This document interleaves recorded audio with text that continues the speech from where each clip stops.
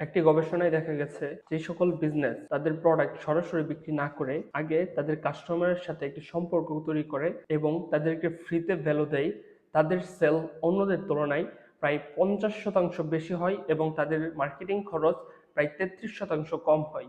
এখন প্রশ্ন হচ্ছে, কেন সরাসরি সেলের জন্য পুশ করলে সেল কম হয়?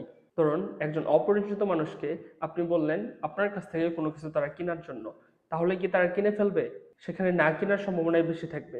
আবার চিন্তা করুন, আগে একজন মানুষের সাথে আপনার একটা ভালো সম্পর্ক তৈরি হয়েছে, সেই মানুষটি হয়তো আপনাকে বিশ্বাস করে।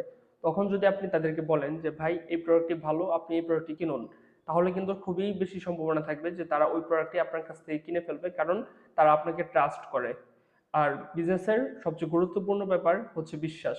যদি বিশ্বাস না থাকে তাহলে আপনি বিজনেস করে কখনোই গ্রো করতে পারবেন না। এটিকেই ডিজিটাল মার্কেটিং এ সেলস ফানেল বলে পরিচিত।